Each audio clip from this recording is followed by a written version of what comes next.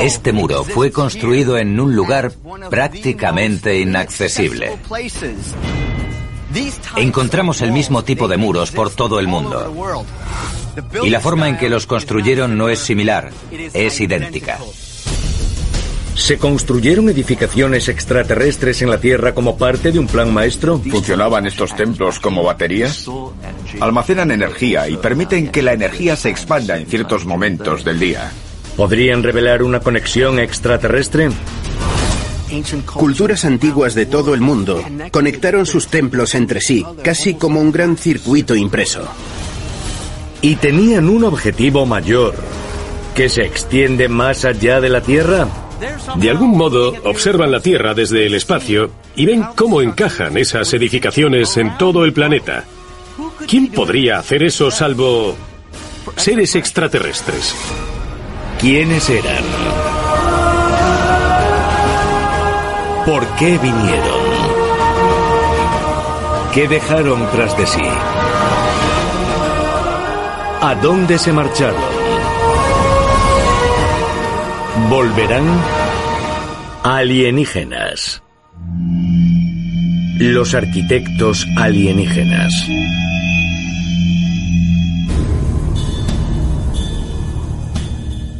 Siem Reap, en el noroeste de Camboya. Muy cerca de las majestuosas ruinas de Angkor Wat, encontramos un antiguo templo piramidal conocido como Baksai Chamkrom. Aunque al ser una edificación de roca sólida no puede ser datada por radiocarbono, la mayoría de los arqueólogos creen que fue construida en el siglo X después de Cristo. A 15.000 kilómetros de distancia, en la cuenca del Petén de Guatemala, encontramos las ruinas de la ciudad maya de Tikal. Una de sus edificaciones, abandonadas hace mucho tiempo, es el Templo del Gran Jaguar. Se cree que se remonta al siglo VIII después de Cristo. Cuando ves fotos de esas dos pirámides, en dos continentes diferentes, son prácticamente idénticas. Es como si las hubiese diseñado el mismo arquitecto. Aunque la pirámide de Camboya es mucho más pequeña que la pirámide de Guatemala, las similitudes entre las características de sus diseños son asombrosas. Las dos tienen una pendiente inusualmente pronunciada que no vemos en otras pirámides. Las dos son escalonadas. Las dos tienen una escalera en medio. En las dos hay una zona abovedada arriba de todo con una pequeña puerta. Y tienen una estructura interior que también parece igual. Una civilización en Camboya y una civilización en Mesoamérica. La cantidad de similitudes es asombrosa. Es increíble que los expertos no se hayan dado cuenta hasta ahora. ¿Es posible que trabajasen a partir del mismo esquema? Y de ser así, ¿de dónde provenía ese esquema? Es posible que ambos lugares, aparentemente no relacionados, ubicados a miles de kilómetros de distancia, compartan un arquitecto común. La tradición camboyana atribuye el edificio de Angkor a Phra Pisnokar, un ser cuyo origen era mitad humano, mitad divino. Phra Pisnokar es hijo de la diosa lunar y un mortal.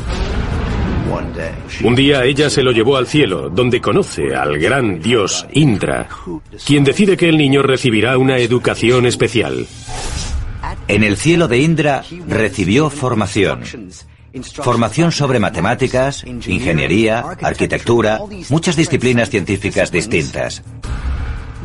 Podemos ver ese relato desde un punto de vista muy sugerente. El cielo de Indra no es solo un lugar entre las estrellas, en realidad es una nave espacial. Y Phra Pisnokar fue instruido por seres extraterrestres en esa nave para aprender a construir templos. Según los partidarios de la teoría de los antiguos astronautas, existe una interesante similitud entre los relatos mayas y camboyanos. En los manuscritos mayas, el dios Kukulcán es el responsable de construir sus templos. También se dice que enseñó a los seres humanos matemáticas, ingeniería y ciencia. Las mismas enseñanzas atribuidas a Pisnokar. Se dice que Kukulcán descendió de una estrella. Aparece representado como la serpiente emplumada, pero también aparece representado como un gran ser con un casco que tiene rayos. Y está sentado sobre una mitad de algo abierto que parece un huevo.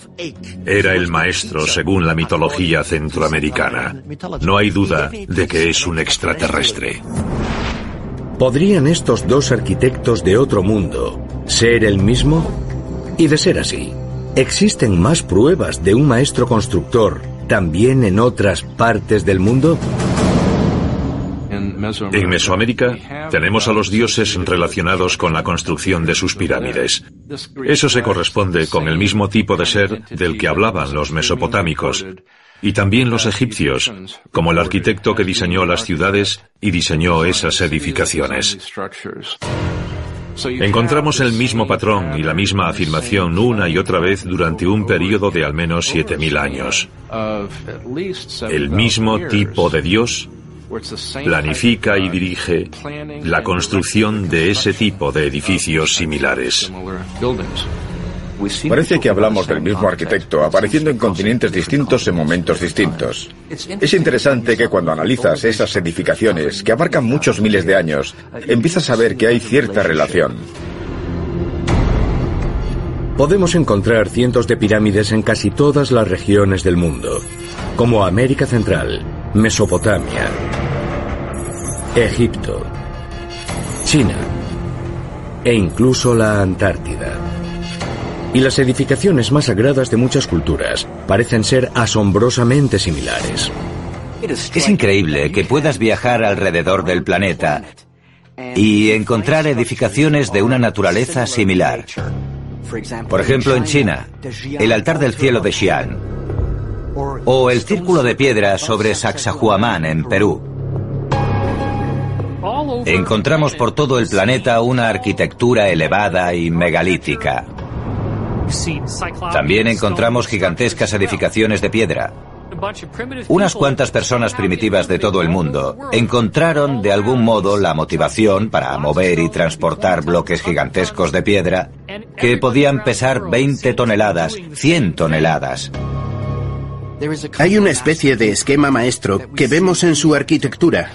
Y no se trata de una, dos o tres civilizaciones. Son todas las civilizaciones. China, India, América del Sur, todas. Los arqueólogos nos dicen, bueno, en aquellos tiempos no existía una conexión, pero tenía que haber algo. Hay demasiadas coincidencias. De ahí parte la idea de que se trata más de una red que de edificaciones independientes y de que se alimentan unas de otras. ¿Son realmente aleatorias las curiosidades similares entre edificaciones que encontramos por todo el mundo o podrían estar conectadas? Y de ser así, era importante no solo que los templos fueran construidos, sino la forma exacta en la que eran construidos.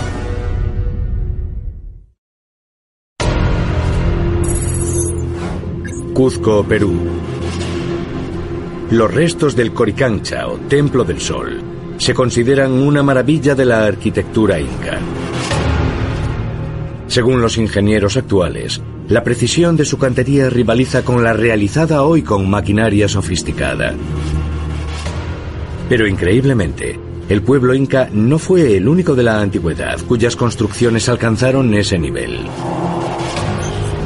A 10.500 kilómetros de distancia en Giza, Egipto, vemos las mismas peculiares técnicas de construcción en el Templo del Valle junto a la Esfinge. Supongamos que estamos en Egipto, frente al templo de la Esfinge, y observamos su trabajo de cantería. Imaginemos que podemos cerrar los ojos y un segundo después estar en el templo de Coricancha, en Cuzco. Pues si no supiésemos dónde estamos, no podríamos distinguirlos, porque la forma en que trabajaron en ambos templos es muy similar.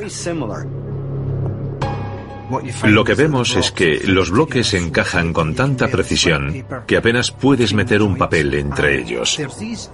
Y aunque son bloques gigantescos, no son simples bloques rectangulares de forma regular. Hay bloques en forma de L, que fueron tallados así para los muros que forman esquinas.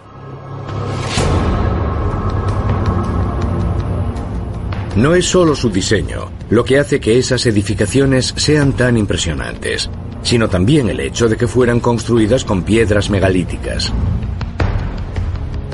Algunos de estos enormes bloques son tan grandes que ni siquiera los ingenieros actuales saben cómo fueron instalados. Se calcula que los bloques de piedra caliza del Templo del Valle pesan más de 200 toneladas cada uno.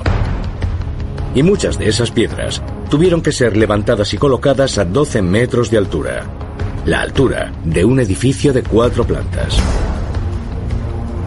Pero no fue un logro alcanzado únicamente en esos 2 lugares.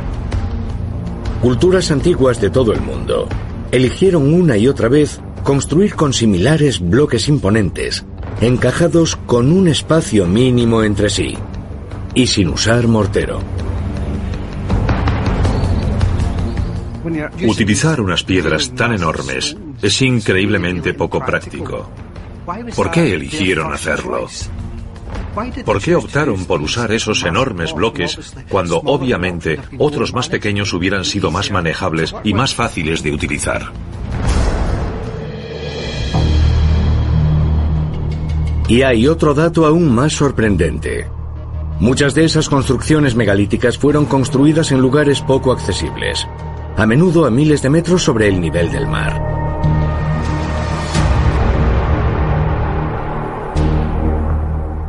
Santorini, Grecia. El investigador y editor Giorgio Tsoukalos viajó a la antigua ciudad de Thera, en la cumbre más alta de la isla. Su arquitectura megalítica se remonta al menos hasta el siglo IX a.C. Este muro fue construido en uno de los lugares más inaccesibles. Para llegar hasta aquí, debes subir en coche por una complicada carretera serpenteante y después seguir a pie durante al menos 45 minutos. Por eso, la idea de que esto fue construido por mero capricho, a mí me parece una locura.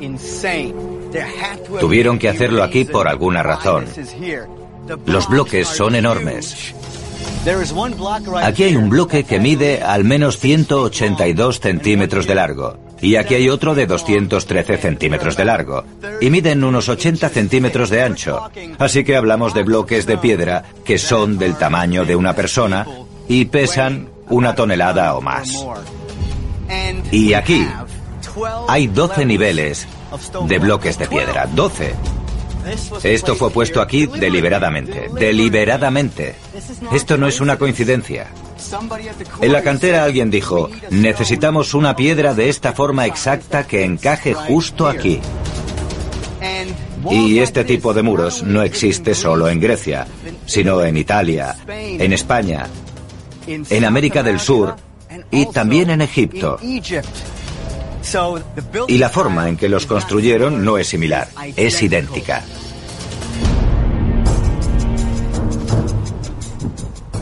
El uso de unos bloques tan enormes es la razón principal por la cual muchas de estas edificaciones antiguas, como los muros de Thera, han sobrevivido hasta hoy. Pero ¿por qué era tan importante que permaneciesen en pie miles de años? Aquí trabajó un arquitecto que comprendía perfectamente la piedra, la cantería, y que con ellas se pueden hacer cosas extraordinarias que durarán toda una vida y para siempre. No solo construyeron cosas predestinadas a durar. A menudo su trabajo seguía ángulos inusuales y están tan ajustados que incluso a los terremotos les cuesta separarlos. De hecho, son a prueba de terremotos.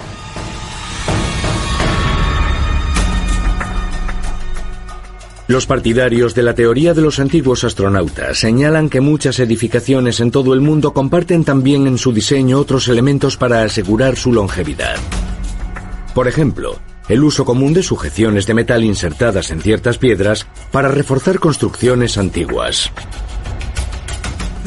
Encontramos esa forma inusual de ensamblar grandes piedras en el antiguo Egipto, también en la antigua Etiopía, también en la India y en Grecia y en Italia, también en Angkor Wat, en Camboya, también en Kampa, en Vietnam, Y también en Perú, en Ollantaytambo y en Cuzco. Y también en Tiwanaku y Pumapunku, en Bolivia. Básicamente tallaban un canal entre ambas piedras y después vertían metal fundido en el hueco. Pero eso plantea diversas preguntas. Las aleaciones no fueron descubiertas hasta el año 2500 a.C. aproximadamente. El hecho de que esas piedras se remonten al menos al 13.000 a.C. plantea un enorme problema. Volvemos a encontrar una tecnología compartida durante un periodo de tiempo enorme para asegurarse de que las piedras jamás se desmoronasen. Varios pueblos que trabajan en distintas partes del mundo para intentar construir cosas similares no tienen por qué pensar necesariamente de la misma forma en varios aspectos para construirlas. Las similitudes en la forma en que fueron cortadas algunas de las piedras angulares, otros factores que no tenían por qué tener en cuenta, que veamos todo eso y lo utilizasen para dar mayor resistencia a esas edificaciones, mucho más allá de cualquier expectativa razonable para que aquellos pueblos las utilizasen, nos dice que alguien con una longevidad mayor podría estar detrás de su diseño. Quien estaba detrás de esos diseños quería que duraran mucho tiempo. ¿Qué maestros les enseñaron esas técnicas de ingeniería? La única conclusión posible es que unos alienígenas participasen en esas creaciones hace mucho tiempo. Todas fueron hechas por el hombre, pero con ayuda o tecnología proporcionada por extraterrestres. Si las edificaciones antiguas encontradas en todo el mundo fueron construidas para sobrevivir a los seres que las construyeron, es posible que estuvieran destinadas a servir a un propósito mayor, desconocido para los propios constructores, pero no para aquellos que los instruyeron.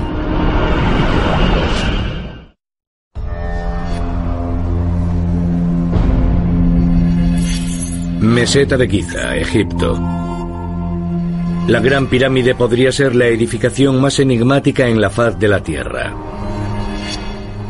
Es la única maravilla del mundo antiguo que ha sobrevivido hasta hoy, y ha inspirado incontables especulaciones sobre cómo fue construida y con qué propósito. Desde que se hicieron los primeros estudios sobre la Gran Pirámide de Egipto, los investigadores no han dejado de sorprenderse por el conocimiento matemático codificado en la Gran Pirámide, las medidas que utilizaron. Incluso la ubicación de la Gran Pirámide ha despertado un gran interés entre los egiptólogos. La Gran Pirámide está alineada con el norte, con un margen de 3/60 de grado, una alineación más precisa que la de cualquier otra edificación de la Tierra. Cuando analizas la alineación de la Gran Pirámide ves que es muy próxima al norte geográfico. Y aún más interesante, si retrocedemos en el tiempo, el eje de la Tierra ha ido variando lentamente, lo que denominamos precesión. Por lo tanto, si esa alineación ha cambiado, en la época en la que fue construida pudo estar alineada con mayor exactitud. La Gran Pirámide no solo está perfectamente alineada con los puntos cardinales, su ubicación en la Tierra parece ser también intencionada. Si trazamos desde la Gran Pirámide grandes círculos que recorran las direcciones cardinales y ordinales, vemos que esos círculos recorren más masa terrestre de la Tierra que los trazados desde cualquier otra ubicación. Vemos que la Gran Pirámide está situada en el centro de la masa terrestre del planeta.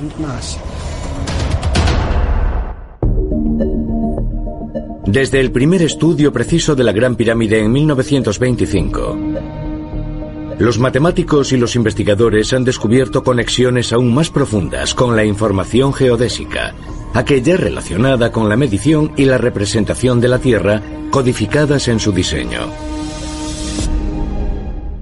La Gran Pirámide fue construida con un nivel de complejidad tecnológica muy superior a cualquiera de las que disponemos hoy. No usaban las pulgadas, ni los centímetros, como haríamos hoy, sino el codo. Y lo más interesante es que mide exactamente 1 entre 25 millones del diámetro polar de la Tierra. Es decir, la distancia desde el polo norte al polo sur de la Tierra. Si la dividimos en 25 millones de fragmentos, obtenemos un codo. Si medimos la longitud de la Gran Pirámide a ras de suelo, entre las esquinas de la propia edificación, obtenemos 365,24 codos, que resulta ser un año terrestre con un margen de un cuarto de día.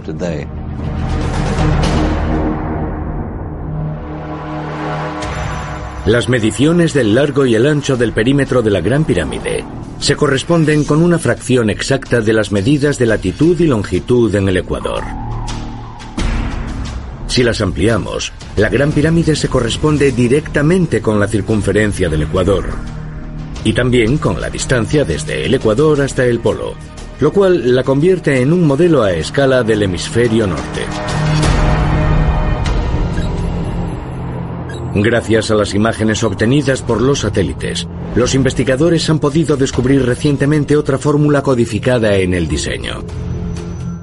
Si usamos la ubicación de la Gran Pirámide como una coordenada, la secuencia numérica de esa coordenada coincide exactamente con la velocidad de la luz a través del espacio medida en metros por segundo. Es realmente asombroso. Si pensamos en la enorme cantidad de información sobre la Tierra que hay codificada en la Gran Pirámide, no podemos descartar todo eso como simples coincidencias.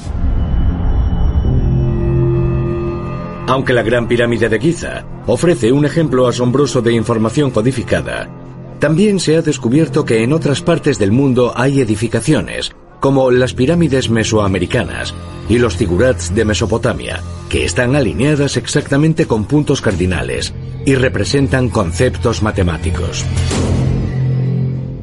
Esas edificaciones fueron construidas siguiendo instrucciones divinas. Son marcas de los dioses. Incluyeron en ellas ciertas cosas para comunicarnos que su origen no es totalmente humano, que representan algo más grande que nosotros. Sus constructores quisieron asegurarse de que una generación futura descubriese una discrepancia en su nivel de conocimiento. Lo que yo sugiero es que todas esas edificaciones antiguas son tarjetas de visita dejadas por extraterrestres. Los partidarios de la teoría de los antiguos astronautas sugieren que las pruebas de la intervención extraterrestre en la construcción y la ubicación de esas increíbles edificaciones también se pueden encontrar analizando su alineación con las estrellas. Si quisiese dejar una prueba que sugiriese de dónde vengo, una forma de hacerlo sería crear monumentos que representasen constelaciones. En el antiguo Egipto, las 3 pirámides están alineadas con la constelación del Cinturón de Orión. Las pirámides no son los únicos monumentos con esa configuración tan especial. La antigua ciudad de Teotihuacán, en México, alberga también 3 pirámides orientadas siguiendo el patrón del Cinturón de Orión. Y en todo el mundo se han descubierto otros lugares con alineaciones astronómicas similares. Se codificaron intencionadamente edificaciones antiguas e incluso complejos enteros, siguiendo principios avanzados para que las generaciones futuras reconocieran una influencia de otro mundo. Los partidarios de la teoría de los antiguos astronautas así lo creen, pero sugieren que podríamos descubrir un propósito aún más profundo, examinando esas edificaciones desde una perspectiva extraterrestre.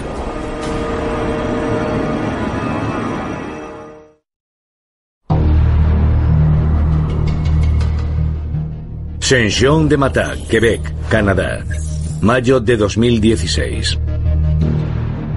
Tras un minucioso estudio de los manuscritos de la antigua civilización maya, que alcanzó su apogeo en el año 1000 después de Cristo, el estudiante de 15 años William Gadory descubre algo asombroso. Los diagramas estelares que contienen los documentos se corresponden perfectamente con la distribución de las ciudades mayas. Gadory descubrió que en los textos había 22 mapas estelares que encajaban muy bien con las ciudades, 117 ciudades distintas. Pero había un mapa, el 23, en el que no figuraba una de las ciudades. Aquello le llamó mucho la atención y pensó: un momento, es como el mapa de un tesoro. La X indica dónde está. A Gadori le pareció extraño que solo una estrella de los mapas no coincidiera con una ciudad maya, y llegó a la conclusión de que quizás sí existía, pero aún no había sido descubierta. Con la ayuda de la Agencia Espacial Canadiense y del Dr. Armand Larroque, un especialista en teledetección de la Universidad de New Brunswick, Gadori pudo usar imágenes obtenidas por satélite para localizar las coordenadas exactas en las que debería estar esa ciudad. Y descubrieron algo realmente alucinante. Allí había algo perfectamente cuadrado. Sus ángulos se veían claramente.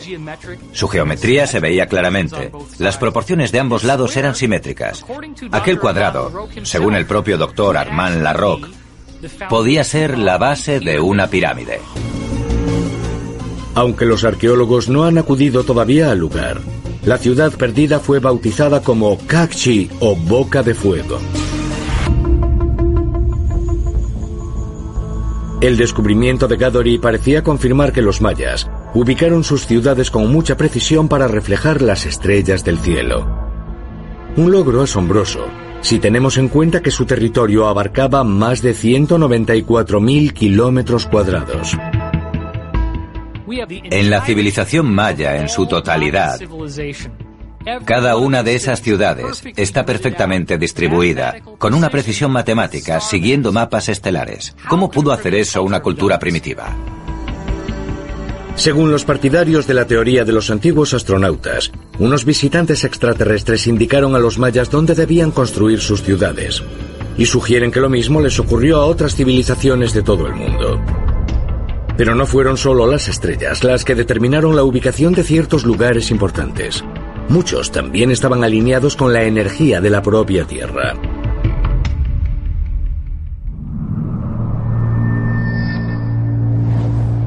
Hertfordshire, Inglaterra, 1921. Alfred Watkins, un fotógrafo de paisajes, descubre algo muy curioso.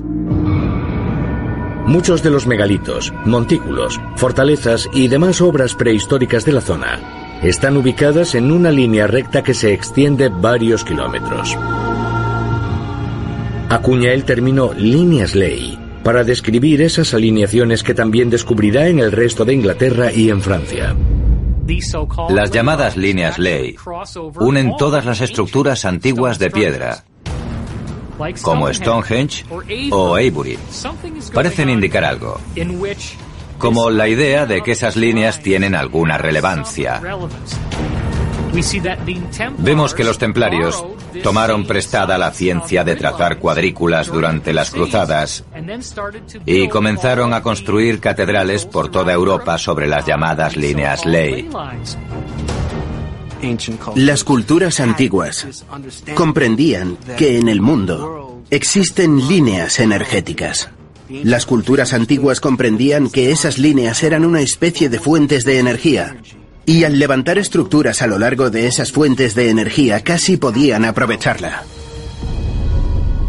En 1922, tras visitar durante 30 años las piedras megalíticas de la región francesa de Carnac y oír hablar de la energía de las líneas ley, el ingeniero termodinámico Pierre Méreau se propuso descubrir si había algo de cierto en esa teoría. Méreau fue a Carnac, en Francia, donde hay al menos 80.000 megalitos. Era escéptico, pero al medir la energía de las piedras, descubrió que realmente actúan como baterías, como bobinas, como alternadores. Almacenan energía y además permiten que se expanda en ciertos momentos del día. Demostró que las piedras están justo donde deben estar para aprovechar una energía concreta. Si los extraterrestres instruyeron a nuestros antepasados sobre dónde construir sus edificaciones más importantes, como sugieren los partidarios de la teoría de los antiguos astronautas, ¿lo hicieron para aprovechar la energía del lugar? Quizá podamos encontrar más pistas, examinando el que muchos consideran el lugar más sagrado y más polémico del planeta.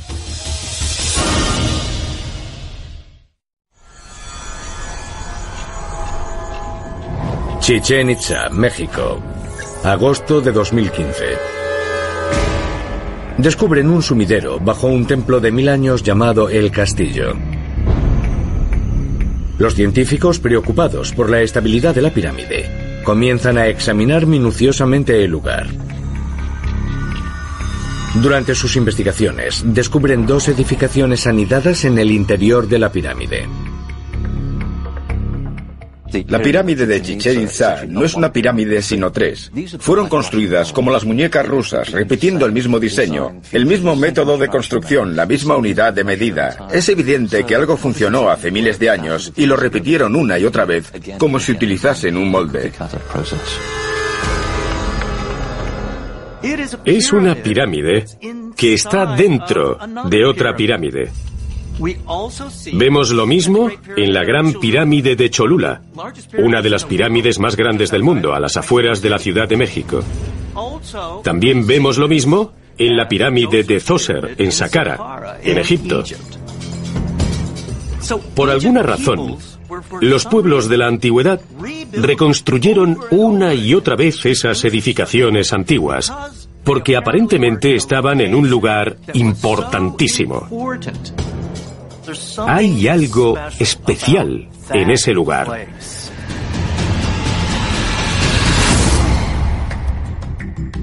En todo el mundo se pueden encontrar evidencias de lugares sagrados que han trascendido diversas culturas y tradiciones religiosas. Todas las religiones del mundo consideran sagrado el monte del templo. El templo de Salomón fue construido allí. Después el cristianismo construyó sus propias iglesias sobre él. Y es donde el profeta del Islam, Mahoma, tuvo una visión en la cual ascendía al cielo. Y después de esa visión proclamó el monte del templo sagrado para el Islam. Pero ya era un lugar sagrado antes de que los antiguos israelitas llegasen a la tierra de Israel. Como dice la Biblia, Abraham se encontró con un sacerdote muy extraño, llamado Melquisedec, que debía tener allí su propio templo. Así que existía una conexión muy antigua con ese lugar concreto. En el Líbano existía el templo de Baalbek. Posteriormente, bajo el dominio griego, construyeron otra estructura sobre los mismos cimientos y llamaron a esa zona Heliópolis. En todo el mundo hay catedrales construidas sobre cimientos precristianos. Vemos lo mismo por todo el mundo, y eso significa que un lugar sagrado tiene su propio poder, que es mayor o más antiguo o más duradero que cualquier tradición concreta. Son las ubicaciones las que son sagradas. Es posible que, al igual que las ciudades mayas construidas siguiendo un patrón cósmico y las líneas ley de Inglaterra, esos lugares sagrados que encontramos en todo el mundo formen parte también de un diseño mayor. Los orígenes de la idea de una red mundial se remontan a la antigua Grecia.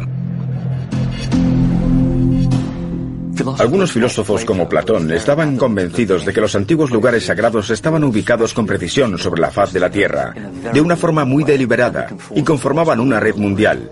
Los templos no se ubicaban al azar, todo tenía una estructura y un propósito. En la década de los 60, el investigador Ivan T. Sanderson trazó su propia red planetaria basándose en la obra de Platón. Otros investigadores de la red mundial se basarían después en su modelo. Identificaron que existía un patrón geométrico que se podía superponer a la Tierra y que el punto de inicio solía situarse en la Gran Pirámide y partían de ella con una forma geométrica. Unos investigadores rusos hicieron un análisis completo con todas las grandes edificaciones de piedra que se han encontrado en toda la Tierra. Un total de 3.300 edificaciones de piedra diferentes. Y descubrieron que todas y cada una de ellas fueron construidas justo sobre una de las líneas de ese patrón geométrico. En esa red, lugares como Stonehenge, en Inglaterra, los megalitos de África Occidental, el Triángulo de las Bermudas, las pirámides en México y de Perú, islas como la Isla de Pascua, la extraña ciudad de Nan Madol, también coincidían con esa red.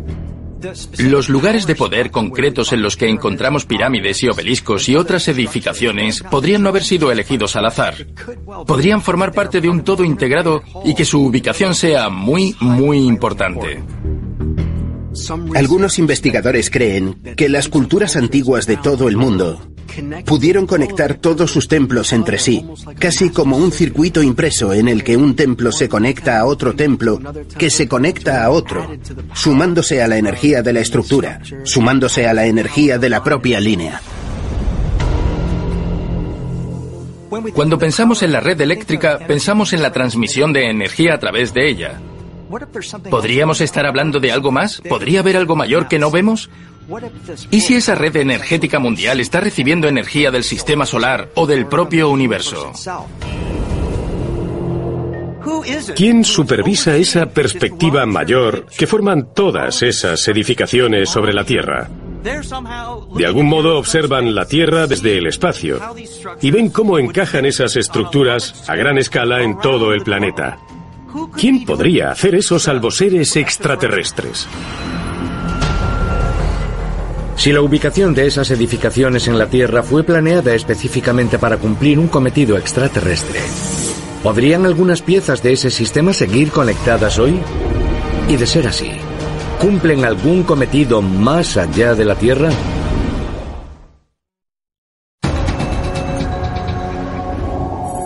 Auckland, Nueva Zelanda, 1997.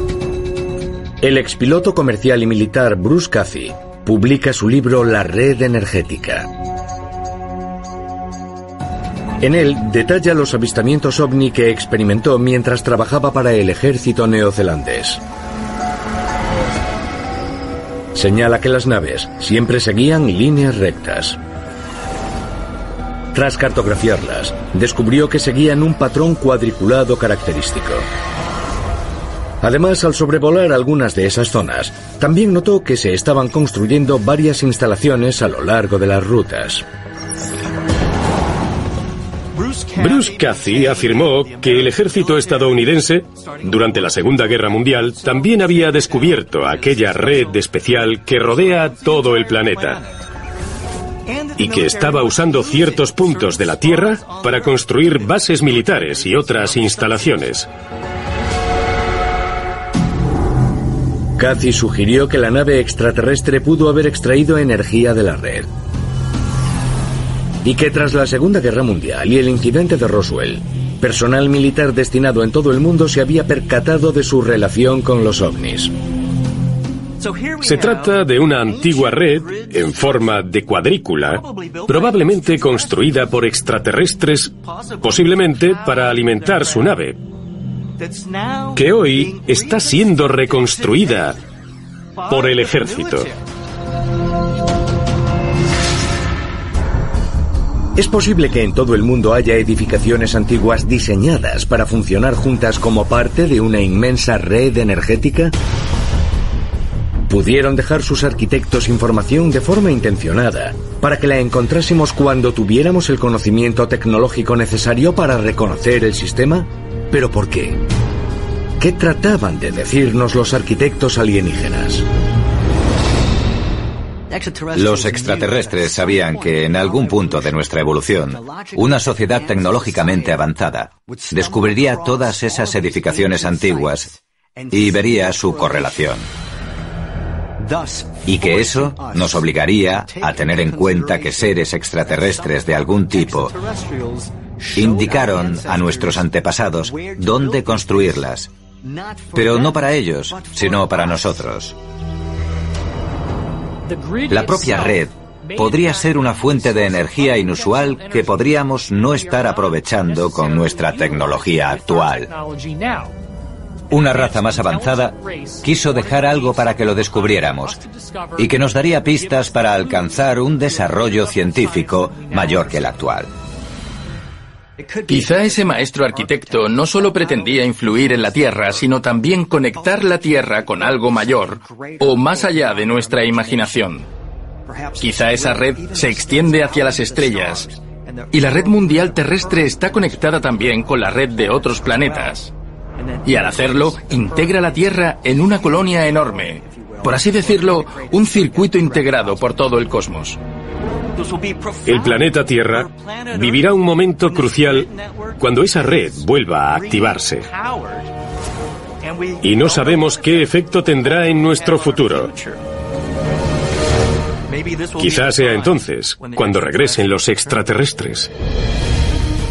Hay quienes creen que el descubrimiento de una antigua red energética permitirá a la humanidad dar un salto sin precedentes, ya que el aprovechamiento de la energía de la Tierra no solo nos hará avanzar más allá de nuestro planeta, sino mucho más allá de las estrellas y de todo lo que podamos imaginar.